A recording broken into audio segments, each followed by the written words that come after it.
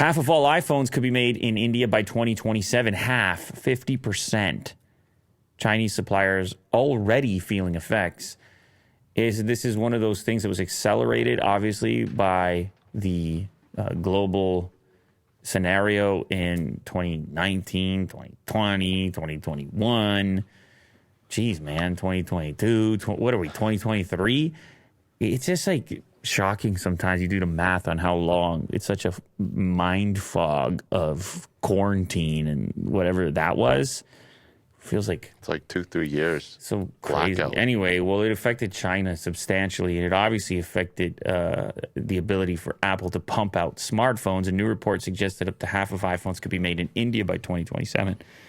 Chinese report says that local suppliers are already feeling the effects of Apple's efforts to move production out of the country, with Vietnam also benefiting. We knew about that, talked about that. There's been a warning for many years because it's a lot of dependence on one particular nation, one particular workforce, one particular government.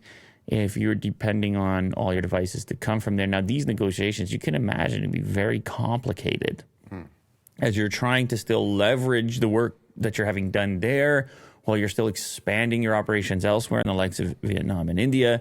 A lot of their hand in India was persuaded by the government and the removal of tariffs and things like that, other advantages to moving some production over there. And I guess they're probably somewhat satisfied if the new report says, oh no, we're going to do 50%. In the early testing phase, it was like just domestic phones for the Indian market. That's what we're going to sell first. Mm-hmm.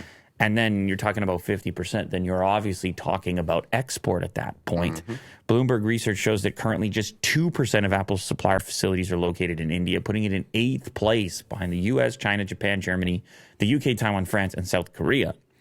But the pace of change is already significant. South China Morning Post reports on the analyst forecast India may produce 1 in 2 of the world's iPhones by 2027, compared with the current less than 5%.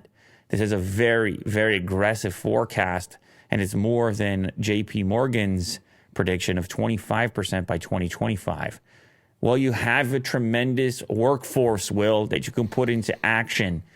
And if the signs are pointing at success with the workforce that's currently there, you might be thinking, hey, we can just hit the multiplier on that. And maybe there's other incentives and advantages that we're not even privy to or aware of. No tariffs or taxes. Well, that's for those domestic phones, but I just mean cost of production in general. Mm. Maybe they're getting a better deal. Maybe they're seeing profit margins increase. Right. Maybe there's other aggressive incentives in place. Either way, I can't say I'm all that surprised. I sort of saw it coming, which is one of the reasons that we had been reporting on that subject since the very first iPhone was produced in India for that market, even when it was like an older SE or whatever it happened to be. Yeah.